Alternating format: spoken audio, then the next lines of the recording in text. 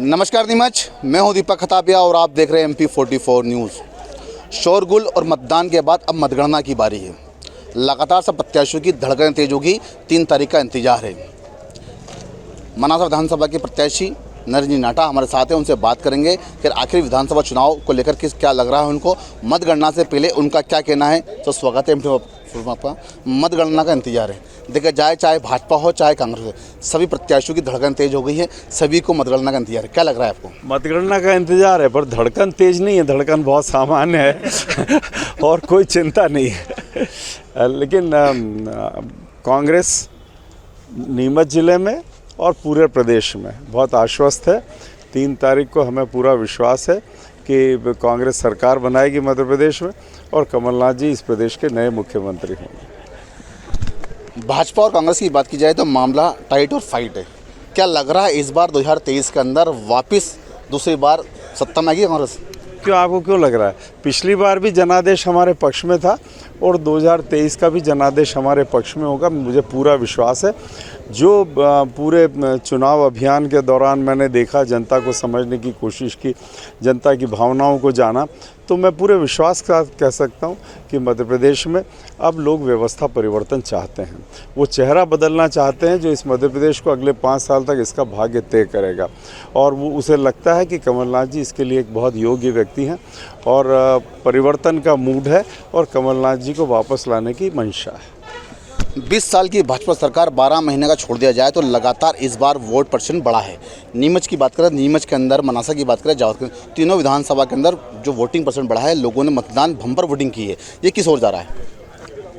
मैं तो मानता हूं कि जनता में उत्साह था और मुझे कुछ लोगों ने कहा और मैं इस बात सहमत हूं कि ये चुनाव कांग्रेस पार्टी ने नहीं लड़ा, ये चुनाव तो जनता ने लड़ा था। हम तो उनके पीछे खड़े थे।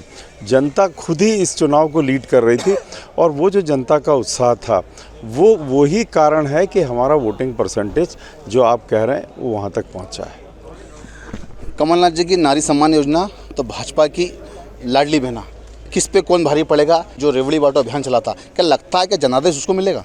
रेवड़ी किसकी भाषा है? माननीय प्रधानमंत्री जी की। किसने इस्तेमाल किया? माननीय शिवराज सिंह जी ने। तो ये वो जाने, वो रेवड़ियाँ वो दे रहे हैं। हम तो नारी सम्मान की बात कर रहे हैं। उन्हें 18 साल के बाद में लाडली लक्ष्मी याद आया। हम तो शुरुआत में कह रहे हैं कि हम ये करने वाले हैं। एक फ़र्क ये समझिए। दूसरी बात यह है कि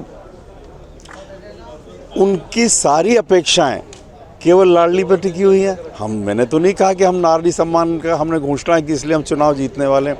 कमलनाथ जी में जनता का विश्वास है। 15 महीनों में उनने जिस तरीके से सरकार चलाई, जनता चाहती कि वही व्यवस्था लौटनी चाहिए।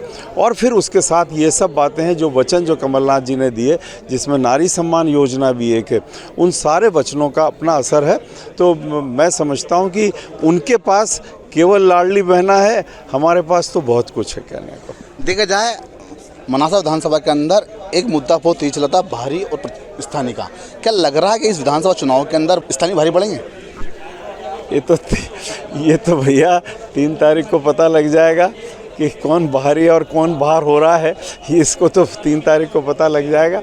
लेकिन ठीक है, उनको चुनाव में कुछ कहना था। मैं समझता हूं कि उनके पास कहने के लिए, अपने परफॉर्मेंस को बताने के लिए कुछ था नहीं, इसलिए उनने बाहरी और भीतरी का मुद्दा चलाया।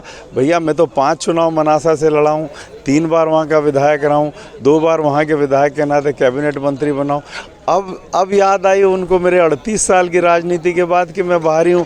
38 साल में तो उनने कभी नहीं कहा, वो भी राजनीति में रहे।